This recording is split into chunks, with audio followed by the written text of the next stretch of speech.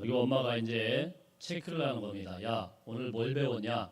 그랬더니 이 아이가 대답을 합니다. 오늘은요, 모세가 적들과 싸워서 어떻게 이겼는지를 배웠어요. 이렇게 이야기를 합니다. 그리고 이제 설명을 하는데 홍해 바다 앞에 도착을 했는데 모세는 다리를 건설해 가지고 사람들을 모두 건너가게 했대요. 그리고 이스라엘 사람들이 모두 건너자 무전기로 쳐가지고 본부에 연락을 해서 폭격기 요청을 해서 그 다리를 폭발을 시켜서 모든 애국 사람들을 홍해 바다에 빠져 죽였대요. 자, 이렇게 이제 아이가 이야기를 하는 겁니다. 엄마가 깜짝 놀랐어요. 야, 진짜 그렇게 이야기했냐? 그랬더니 이 아이가 뭐라고 이야기하냐면은 엄마, 실제는 선생님이 그렇게 이야기 안 했는데 만일에 선생님이 얘기한 대로 엄마한테 이야기를 하면은 이건 진짜 엄마 이건 깜짝 놀랄 사실이니까 엄마 절대 못 믿을 겁니다. 이렇게 이야기를 하더라는 거예요. 여러분이 홍해바다 다 알아들으셨어요? 홍해바다를 건넜다라는 그런 사건. 성경에 많은 그런 기적들이 있지만은 사실 우리가 상식적으로 가장 받아들이기 어렵고 가장 납득하기 어려운 그런 기적이 바다 가운데 길을 냈다라는 거 아니겠습니까? 이 홍해바다는 지금 현재 홍해바다라고 불리고 있는 이 바다는요, 깊이가 2km예요. 깊어요? 안 깊어요? 엄청나게 깊은 바다예요. 그냥 이렇게 얕은 바다가 아니에요. 근데 거기를 갈라내서 그 안으로 갔다라는 이야기인데, 그래 너무 깊기도 하고 수많은 해양 생물들이 살고 있는데 그 해양 생물의 해조류가 막 비치는 그 빛이 붉게 보인다고 해서 홍해바다입니다. 그래서 여기를 이제 갈라서 마른 땅처럼 걸어갔다고 하는데 도무지 생각을 해도 성경에 많은 기적들이 있지만 이처럼 어처구니 없는 기적이 우리가 받아들이기가 너무 어렵고 힘들다라는 것이죠. 그래서 많은 그런 자유주의 학자들이 한동안에 이걸 연구를 많이 했습니다. 과연 홍해바다가 진짜 그게 갈라졌다라는 게 말이 안 되는 것 같아. 그래서 어디가 있을까 찾아보니까 이 원어를 뒤져보니까 이게 얌숲이란 말이거든요. 얌숲, 이게 원어예요. 발음이 그래요. 갈대란 말로도 번역이 됩니다. 갈대 바다. 그러니까 붉은 바다니까 갈대가 붉게 빛나는 거, 이 갈대밭을 걸어갔겠구나, 이렇게 이제 해석을 한 거예요. 그래서 그 근처에 갈대를 찾아보니까 마침 호수가 하나 있어요. 호수 주변에 갈대밭으로 갔구나, 이렇게 이제 자유주의 학자들이 한동안 해석을 했었습니다. 근데 여러분, 그것이 도무지 말이 안 되는 게, 아니 갈대밭을 가는 것까지는 좋아요. 애굽 전차가 쫓아왔잖아요. 그러면은 이 갈대들이, 그 수많은 이스라엘 백성들이 갈대가 다 넘어져 있다가 애굽 전차가 막 올 때는 갑자기 갈대가 벌떡 일어나가지고 막 때려가지고 애굽 전차를 다 때려 부숴가지고 그 애굽 사람들을 다 수모를 시켰다라는 이야기인데, 맞습니까? 틀립니까? 하나를 안 믿으려고 하니까 다른 게 전혀 안 맞는 거예요. 그러니까 이러지도 저러지도 못하는 자유주의 학자들이 한동안 그런 말도 안 되는 이야기를 지원했다가 이것도 아니구나, 그런 접은 그런 이야기가 있습니다. 어쨌든 홍해바다라는 엄청난 바다 앞에 이스라엘 백성들이 그 앞에까지 이르게 된 사건이 오늘 말씀에 나오고 있습니다. 여러분, 어떻게 이스라엘 백성들이 이 바닷가에 진을 치고 오게 되었는가? 우리가 지난주에 살펴보았던 출애굽기 13장 말씀에서 하나님께서 애굽에서 이스라엘 백성들을 끌어낸 다음에 그리고 나서 낮에는 구름 기둥, 밤에는 불 기둥으로 막 인도하시죠. 인도를 하고 해서 그리고 며칠 동안 끌고 와서 밤낮없이 끌고 와서 오늘 명령을 합니다. 1절 2절 말씀 한번 읽어보겠습니다. 1절 2절 시작. 여호와께서 모세에게 말씀하여 이르시되 이스라엘 자손들에게 명령하여 돌이켜 바다와 믹돌 사이의 비하이롯 앞 바알스론 맞은편 바닷가에 장막을 치게 하라. 아주 꽤 자세하게 그 지명들이 나와 있습니다만은 지금은 어딘지 아무도 몰라요. 고대 지명이고 이 지역이 도대체 정확하게 어딘지 비하이롯, 바알스본, 여길 것이다 저길 것이다 이렇게 추정을 하지만 정확하게 어딘지 몰라요. 중요한 건 뭐예요? 바닷가에 진치겠다라는 거죠. 어쨌든 며칠 동안 이스라엘 백성들을 구름 기둥과 불 기둥으로 밤낮 없이 며칠 동안 끌고 가시더니 바닷가 어느 곳에다가 진치게 만들었어요. 야, 여기 있어. 이렇게 하나님이 명령을 하신 거예요. 자, 이 소식이 바로에게 들리게 됩니다. 우리 3절 한번 볼까요? 3절 시작. 바로가 이스라엘 자손에 대하여 말하기를 그들이 그 땅에서 멀리 떠나 광야에 갇힌 바 되었다 하리라. 이 소식이 바로의 귀에 들어갔고 이 소식을 듣고는 바로는 군대를 일으켜서 이스라엘 백성들을 부지런히 쫓아가게 됩니다. 우리 7절 말씀에 보면 그 군대가 어떻게 되어 있냐면은 선발된 병거 600대와 애굽의 모든 병거를 동원하여서 지휘관들을 끌고 여기를 막 갔다 이렇게 이야기를 하고 있어요. 특별하게 선발된 병거만 600대예요. 엄청나죠? 특별하게 아주 그냥 살인 무기를 끌고 지금 막 가고 있는 거예요. 여러분 생각을 해보세요. 멀리 광야에서부터 이 전차를 이끌고 막 흙먼지를 일으키면서 말 타고 막 오고 있어요. 이렇게 일어나고 있어요.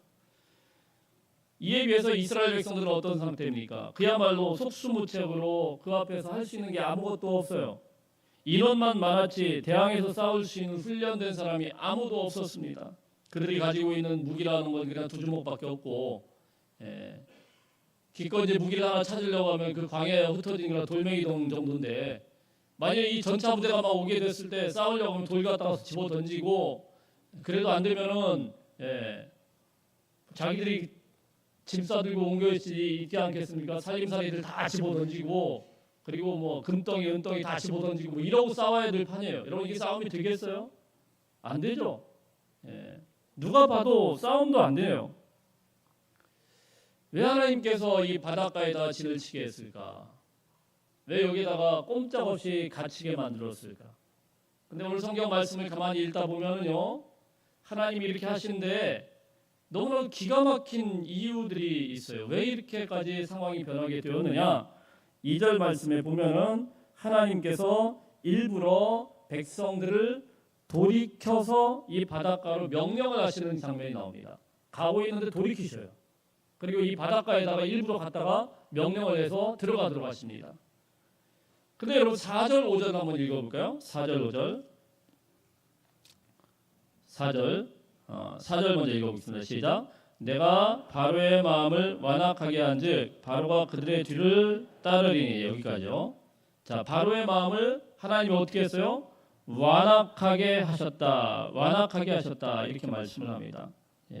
또 8절도 한번 보겠습니다. 8절 시작. 여호와께서 애굽 왕 바로의 마음을 완악하게 하셨으므로.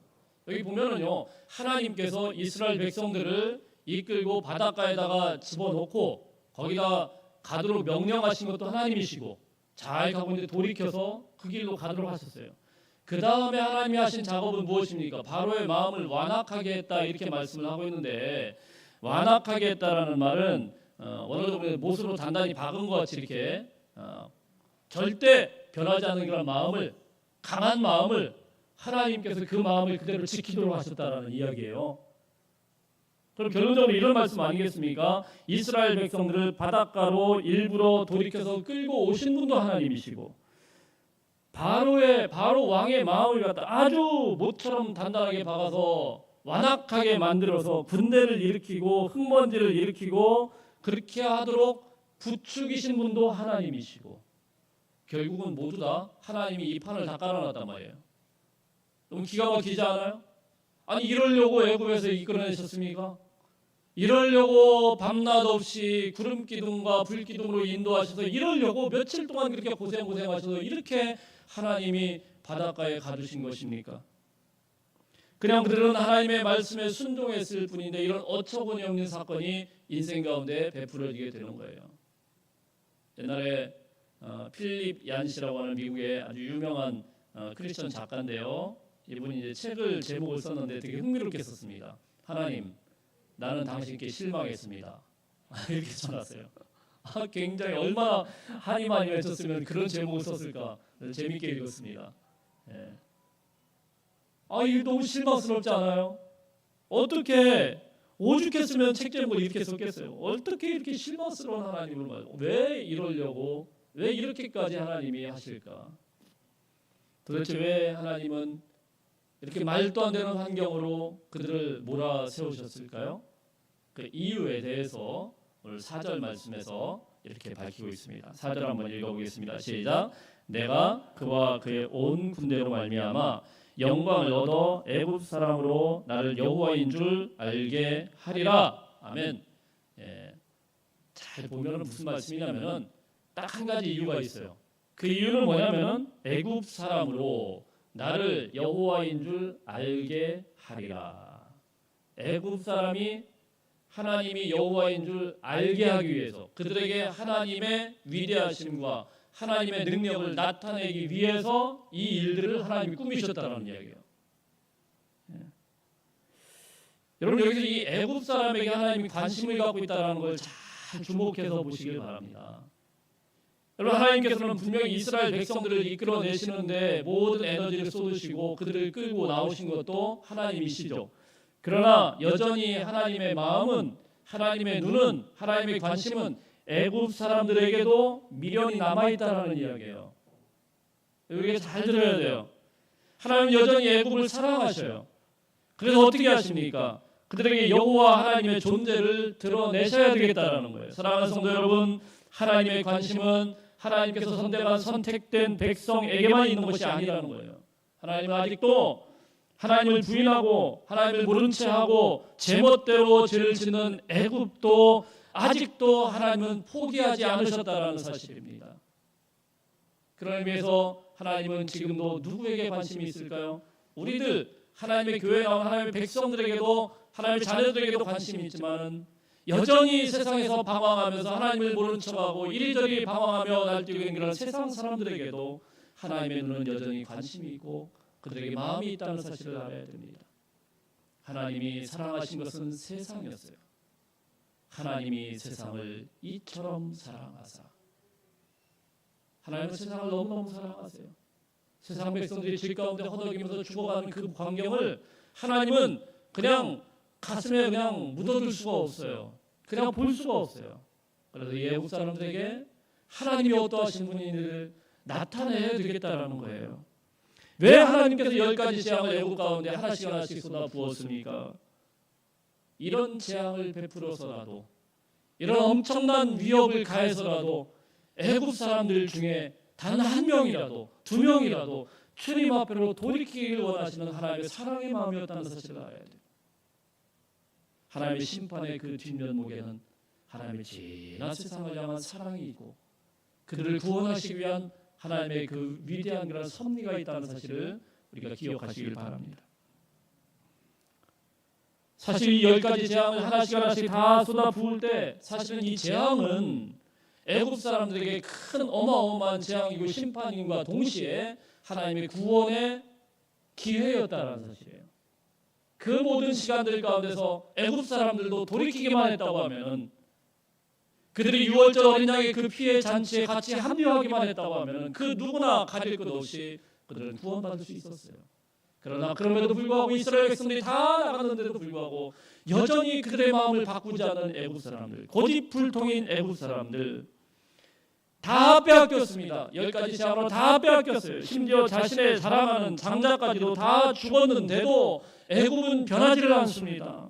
아직도 그들은 애굽이 최고인 줄로 알고 있어요. 아직도 그들은 애굽의 신이 하나님보다 더 뛰어난 줄 알고, 아직도 그들이 이룩한 애굽의 문명이 최고인 줄 알고, 아직도 그들이 섬기는 바로가 하나님을 대신하고 있어요. 한마디로 정신 못 차리고 있는 거예요. 정신 못 차리고 있어요. 세상 사람들은 정신 못 차리고 있어요. 하나님이 그렇게 엄청난 일들을 보여주시고 엄청난 재앙을 쏟아 부어도 여전히 세상이 위대하다고 생각을 해요. 세상이 대단하다고 생각을 해요. 자신들이 가진 그런 문명이 정말 위대한 것이고 하나님보다도 그 문명이, 하나님보다도 그들이 생각하는 그런 가치관들이 훨씬 더 위대하다고 생각을 합니다. 한마디로 그들은 숨쉴 힘만 있으면 하나님 앞에 대항하는 것, 이것이 애굽의 가치관이었고 애굽 사람들의 생각이었는데, 그쯤 하면 이제는 인정하고 회개하고 주님 앞으로 돌아와야 될 텐데 전혀 멈추지를 않습니다. 결국은 어떻게 합니까? 정말 끝까지 가는 거예요. 끝을 향하여서 가는 거예요. 그 욕심을 버리지 못하고 군대를 일으키고 있는 힘을 다해서 하나님 앞에 대항하고 대드는 겁니다. 결국은 어떻게 됩니까? 홍해 바다에 다 수장되고 빠져 죽을 때까지 가는 겁니다. 여러분, 세상의 욕심은 이렇게 우리에게 포기되지가 않아요. 죄의 욕망은 멈추는 법이 없습니다. 세상의 끝은, 욕망의 끝은, 죄의 파멸적인 결과는 결국은 사망입니다. 욕심이 잉태한즉 죄를 낳고 죄가 장성한즉 사망이죠. 하나님이 이런 죄로 물든 세상 속에서 하나님의 영광을 드러내기를 원하신다는 말입니다. 이 말씀은 무슨 말씀입니까? 하나님은 아직 세상을, 애굽을 포기하지 않으셨다라는 말이에요. 봐라, 너희가 그렇게 공을 들여 세운 애굽의 그 철병거가 어떻게 망가진가를 똑바로 봐라. 너희가 그렇게 위에 바치고 신처럼 떠왔던 애굽 왕 바로가 얼마나 미련한 존재인지를 잘 똑바로 눈여겨보라. 하나님의 영광을 보라라는 거예요. 이거 나타내려고 내가 애굽 가운데 여호와인 것을 나타내기 위하여서, 하나님이 어떤 존재를 나타내기 위해서 그런 이스라엘 백성들을 바다 가운데 가두어서라도, 홍해 바다를 갈라서라도 그 위대하심을 나타내기를 원하셨다는 사실입니다. 그런 의미에서 여러분, 이 홍해 바다 사건은 이스라엘 백성들에게는 엄청난 기적이지만 애굽에게는, 저는 이렇게 생각합니다. 애굽에게 베풀어진 11번째 재앙이구나. 11번째 재앙. 6월절로도 끝나지 않았어요. 그걸로도 돌이키지 않으니까 이렇게 해서라도 애굽 사람들에게 하나님을 예배하고 하나님께 돌아올 수 있는 한 사람의, 그 사람이라도 있다고 하면 하나님이 이런 엄청난 에너지를, 엄청난 시간을 들여서라도 애굽 땅 가운데 하나님의 위대하심을 나타내기를 원하셨다는 사실입니다. 사랑하는 성도 여러분, 그럼 하나님께서 이 세상을 얼마나 사랑하시는지를 우리는 알아야 돼요. 얼마나 이 세상을 향한 그런 마음이 있으신지, 얼마나 이 애굽 땅을 향한 그런 한탄과 비탄한 그런 마음이 있는지, 우리는 그것을 깊이 헤아릴 수 있는 이 아침이 되시기를 주의 이름으로 축복합니다. 오늘 본문에서는 이런 중요한 상황 가운데서요, 두 가지 태도를 보여주고 있습니다. 첫 번째는 이스라엘 백성들의 태도예요. 이스라엘 백성들은 어떻게 합니까? 10절 말씀 읽어볼까요? 10절 말씀 시작. 바로가 가까이 올 때에 이스라엘 자손이 눈을 들어본즉 애굽 사람들이 자기들 뒤에 있는지라. 이스라엘 자손이 심히 두려워하여 여호와께 부르짖고. 이스라엘 백성은 뭐였습니까? 여호와께 부르짖고 이렇게 되어 있어요. 이게 하나님 앞에 통성으로 기도하는 통성기도였을까요? 아니에요. 부르짖는다는 두 가지가 의미가 있죠. 그냥 비명 지르는 거예요. 보이는 대로. 애국 사람들이 막 지금 군대를 이끌고 흙먼지를 일으키고 막 오니까 막 겁이 나가지고 막 혼비백산하면서 하나님 앞에 부르짖으면서 막 비명을 지르는 거예요. 여러분, 이렇게 사람들은요, 보이는 대로 반응하는 사람들이 있어요.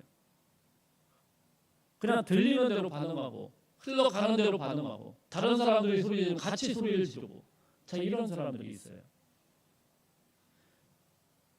여러분, 이 비명과 공포심도 사람들이 많이 모이면 전염된다는 걸 아시죠? 혼자 있을 때는 그냥 되지만은 그러고 그냥 넘어갈 것도 한두 명씩 막 소리 지르기 시작하면은 없던 공포심도 생겨요. 여러분, 한번 상상을 해보세요. 성경의 말씀대로 보면 60만 대군인데 이 사람들이 막 흙먼지 이렇게 오는 그 애국 사람들을 보면서 막 비명을 지르고 있다고 한번 생각을 해보세요. 이거 뭐 난리도 이런 난리가 없지 않겠습니까? 그렇죠? 또 이들이 보인 것은 무엇입니까? 11절 12절 말씀, 11절 12절 말씀 같이 읽어봅니다. 시작. 그들이 또 모세에게 이르되 애굽에 매장지가 없어서 당신이 우리를 이끌어내어 이 광야에서 죽게 하느냐? 어찌하여 당신이 우리를 애굽에서 이끌어내어 우리에게 이같이 하느냐? 우리가 애굽에서 당신에게 이른 말이 이것이 아니냐? 이르기를 우리를 내버려 두라. 우리가 애굽 사람을 섬길 것이라 하지 아니하더냐? 애굽 사람을 섬기는 것이 광야에서 죽는 것보다 낫겠노라. 그들이 또 모세에게 뭐라고 이야기를 합니까? 건수만 있으면 이들은 모세를 붙들고 늘어지고 하나님을 붙들고 늘어진다 이거예요. 뭐라고 얘기합니까? 11절에 보면은 또 모세에게 이르되, 이전에도 그랬어요. 이전에도 뭔 문제만 생기면 모세한테 물어요. 왜 우리를 여기까지 끌고 왔냐는 거예요. 왜 우리를 여기까지 끌고 와가지고 애굽에 매장지가 없느냐? 우리 그냥 애굽에서 죽게 내버려 두지. 왜 여기까지 끌고 와가지고 여기서 죽게 하느냐? 차라리 애굽을 섬길 걸. 그런 그런 분들이 있죠. 그런 분들. 예, 그거 껄껄해봐요. 뭔 소용이 있어요? 이미 지나간 사건인데 비명 지르고 소리 지른다고 그게 뭐 바뀝니까? 전혀 바뀌지 않는데 그렇게 사람들을, 주변 사람들을 못 살게 굴어요. 열심히 일하고 있는데, 앞장서서 일하고 있는데 도움을 주지는 못할 망정 왜 우리를 여기까지 끌고 와서 이 모양으로 만드느냐고 막 사람들을 힘들게 만들고, 이 모세를 너무 힘들게 만드는 거예요. 아무리 화가 나도 그렇죠. 그들이 지금 하나님의 기적을 본 지가 얼마 안 됐어요. 이스라엘 백성들을 위하여서 하나님께서 행하신 그 일들, 10가지 재앙을 애굽 땅에 쏟아부으신 그 하나님의 그 엄청난 일들을 다 봤단 말입니다. 그리고 하나님께서 얼마나 위대한 일들로 그들을 뽑아냈었습니까? 예, 애굽의 장자들을 다 죽이고 애굽 사람들 두 손 두 발 다 들었어요. 이건 상상도 못할 일이에요. 도무지 상상하지 못할 일이 일어나게 됐어요. 그래서 이스라엘 애굽 사람들이 어떻게 합니까? 이제 다 가져라, 다 가져라. 금도 은도 다 가져가라. 제발 좀 떠나가라. 이런 사건, 하나님의 위대하심을 보았던 이 사람들이 불과 며칠 사이에 돌변을 해가지고 조금만 상황이 어려워지니까 왜 우리를 여기까지 끌고 왔냐는 거예요. 왜 우리를 이렇게 괴롭히냐는 거예요. 참 못돼 먹어도 이렇게 못돼 먹었어요. 애굽에 매장지가 없느냐? 애굽에서 죽게 만들지 왜 우리를 여기까지 와가지고. 이들은 항상 이랬습니다. 모세가 하나님의 명령대로 이스라엘 백성들에게 가서 하나님의 말씀을 전했어요. 모세와 아론이 하나님의 말씀을 전할 때, 야, 하나님의 선지자가 왔다, 아멘. 출애굽기 5장에 보면 그렇게 했어요. 그런데 애굽 왕 바로가 가서 이야기했더니 점점 자기들 더 힘들게 만들어요. 예. 벽돌을 더 지으라고 만들어요. 화가 난다고 또 막 모세에게 대들어요. 건수만 있으면 지도자를 괴롭히고, 건수만 있으면 그들에게 대들고, 건수만 있으면 하나님 탓하고 세상 탓하고, 예. 무슨 이유란 이유로는 다 돼가지고 원망하고 삿대질하고 얼마나 못됐습니까, 여러분? 좀 가만히나 있으면 되는데 비명 지르고 다른 사람 탓하고 사람들 괴롭히고. 사랑하는 성도 여러분, 오늘 말씀에서 뭐라고 얘기합니까? 가만히 좀 있어라, 가만히 좀 있어라. 옆 사람이 한번 인사하기, 가만히 좀 있어라. 제발 가만히 좀 있으라는 거예요. 하나님이 일하고 계신데 뭘 그렇게 난리를 나냐는 거예요. 두 번째, 오늘 보여주는 태도. 이스라엘 백성들은 그랬습니다. 비명 지르고 사람 탓하고 괴롭히고 원망하고 삿대질하고, 이게 이스라엘 백성들이었는데, 두 번째 보이는 태도는 바로 모세의 태도입니다. 모세는 이스라엘의 이 원망 소리를 듣고 나서도 아주 놀라울 정도로 침착합니다. 13절 14절 읽어보겠습니다. 시작. 모세가 백성에게 이르되 너희는 두려워하지 말고 가만히 서서 여호와께서 오늘 너희를 위하여 행하시는 구원을 보라. 너희가 오늘 본 애굽 사람을 영원히 다시 보지 못하리라. 여호와께서 너희를 위하여 싸우시리니 너희는 가만히 있을지니라. 뭐라고요? 가만히 있으래요. 가만히 있으래요. 그러니까 가만히 있으라고요. 모세가 그 이야기하는 거예요. 제발 좀 너희들 가만히 있으라. 어떻게 모세가 이런 아수라장 가운데 이렇게 침착할 수가 있었을까요? 여호와께서 지금 행하시는 일들을 보고 너희는 가만히 있으라. 하나님이 일하고 계신다는 거예요. 그러니까 너희는 가만히 있으면 된다는 거예요. 어떻게 그렇게 됐을까요? 사실 모세가 저렇게 5장 말씀만 봐도 이런 사람이 아니었습니다. 그때는 이스라엘 백성들이 원망하니까 같이 원망해요. 아니 왜 내가 안 간다고 했잖아요. 여기까지 끌고 와서 이렇게 힘들게 만들어요. 이러던 모세인데 10가지 재앙이 지나가고 나서, 그리고 이 홍해 바닷가 앞에 선 이 모세는 전혀 다른 모습이에요. 그럼 10가지 재앙이 모세를 그렇게 바꿨을까요? 그 기적을 보면서 그렇게 바꿨을까요? 물론 그런 것도 영향이 있겠죠. 똑같이 봐도 이스라엘 백성은 안 그런데 모세는 좀 그걸 하나님의 역사로 받아들이고 그렇게 했을 수도 있죠. 근데 그보다 훨씬 더 결정적인 이유가 있습니다. 1절 말씀 다시 한번 보겠습니다. 1절 시작. 여호와께서 모세에게 말씀하여 이르시되. 모세는 무엇을 들었습니까? 하나님의 말씀을 들었어요. 할렐루야. 여호와께서 모세를 불러서 말씀하여 이르시되. 그래서 이 모든 일들은 하나님께서 말씀하신 바대로 되어지고 있는 거예요. 할렐루야. 하나님이 말씀하셨다고 하면은 하나님이 하셨다고 하면 하나님이 말씀하시고 하나님께서 일을 진행하신다라고 하면 그 하나님께서 말씀으로 하신 일이라고 하면은 가만히 좀 있으면 되는 거예요. 하나님이 일 안 하시는 게 아니고 그 말씀으로 여전히 하나님은 지금도 현재 진행형으로 계속 하나님의 일을 진행하고 계신 거예요. 기다리면 되는 거예요. 우리가 그렇게 우왕좌왕한다고 되는 뭐 풀리는 게 아니라 하나님께서 일하고 계신데 하나님께서 지금 하나님의 일을 하고 계신데 지켜보기만 하면 되는 거예요. 모세는 그것을 믿었던 것입니다. 바닷속에 길을 본 것은 아니지만은 하나님께서 일부러 가던 길을 돌이킬 때에는 반드시 하나님의 방법도 있을 것이다. 하나님이 반드시 해결할 길이 있을 것이다. 그래서 모세는 이스라엘 백성에게 명령을 합니다. 너희는 가만히 있어 여호와께서 행하시는 일을 보라. 할렐루야. 세상이 아수라장이 되고 막 혼돈을 주고 바로가 흙먼지를 일으키고 온다고 할지라도 바다가 출렁이고 있다고 할지라도 하나님은 여전히 하나님의 일을 하고 계심을 믿으시기를 바랍니다. 너희는 가만히 있어. 가만히 있는다는 게 그냥 잠만 자고 쿨쿨 잔다는 게 아니에요. 성경을 읽어보면 가만히 있는다는 게 너희는 가만히 있어라. 그러고 모세는 하나님 앞에 간절히 기도하며 나가요. 부르짖으며 기도하는 거예요. 여러분, 이 기도는 성도의 기도는요, 하나님의 엄청난 일들을 불러오는 줄 믿으시길 바랍니다. 그래서 15장 16절 말씀에 다시 하나님의 말씀이 들리고 있어요. 15절 16절 성경에서 한번 찾아보겠습니다. 15절 16절 시작. 여호와께서 모세에게 이르시되 너는 어찌하여 내게 부르짖느냐. 이스라엘 자손에게 명령하여 앞으로 나아가게 하고 지팡이를 들고 손을 바다 위로 내밀어 그것이 갈라지게 하라. 이스라엘 자손이 바다 가운데서 마른 땅으로 행하리라. 할렐루야. 예. 사랑하는 여러분, 도무지 답이 보이지 않고 눈이 눈에 보일 때 이게 막 난리가 날 때도 비명만 지르고 있지 마십시오. 거기에 반응하면서 이 사람 탓 저 사람 탓 하지 마시기를 바랍니다. 차라리 그 앞에서 가만히 있는 것이 은혜입니다. 가만히 있는 것이 은혜예요.